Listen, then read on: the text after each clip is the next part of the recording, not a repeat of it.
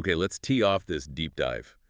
You sent over a bunch of stuff on the Sparrow Golf app.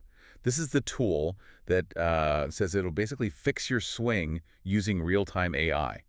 I mean, that's a pretty bold claim for an app, Yeah, it right? really is. A huge promise. So the mission today, really, is to figure out if Sparrow is actually this, amazing tech aid or maybe just a digital hazard that looks good but doesn't deliver. Okay, let's unpack this. We've got sources covering everything from, say, their official brand stuff transparency to what actual users are saying, sometimes pretty bluntly, in forums.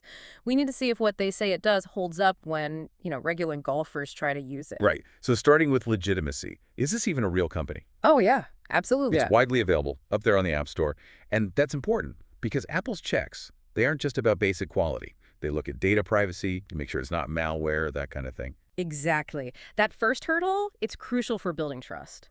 And looking at the organization itself, well, it's definitely not some ghost brand.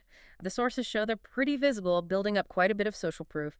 Over 19,000 followers on Instagram alone, active on LinkedIn, Facebook, YouTube. They're out there. And here's something interesting. There's actual transparency about who's in charge. The founder and CEO, a guy named Joe Chin, his profile's right there on LinkedIn, verifiable. Yeah. When you know who's steering the ship, it gives you a better feeling, a Okay. good trust vibe before you even download it. Totally agree. That baseline confidence matters. But now we get to the friction point. The user reality versus the claims. Officially, the app looks solid. It's got a, 4.6-star rating on the App Store. And that's from like 3,500 reviews. That suggests, generally people are pretty happy. But, and this is a big but, if you dig into those Reddit forums where the really keen golfers hang out, the story changes. Quite a bit, actually. They're flagging a major issue, not just some small bug. It's about the core AI scoring being, well, inconsistent. And what's fascinating technically is maybe why.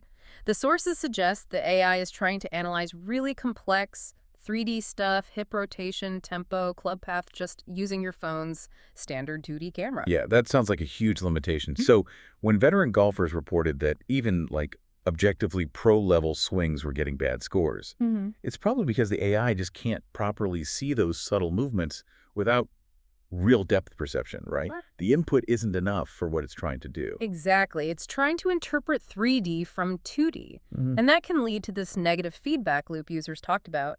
Some complain the system felt maybe overly critical, and then sometimes, right after giving a questionable score, the app would push a paid upgrade pretty aggressively. Oof. Yeah, that combination, possibly inaccurate feedback, then asking for money straight away, Yeah. that's where you see satisfaction drop among the more serious users. So connecting this to the bigger picture, the vibe wasn't throw the app away, but more like recalibrating expectations.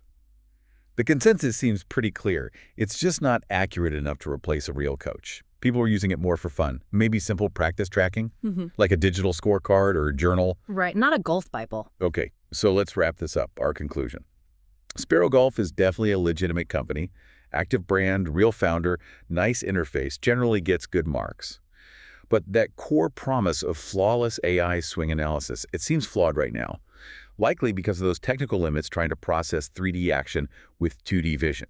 So what's the takeaway for you? Ultimately, think of this app as maybe a helpful companion for the driving range. A bit of motivation, a way to track some basic data.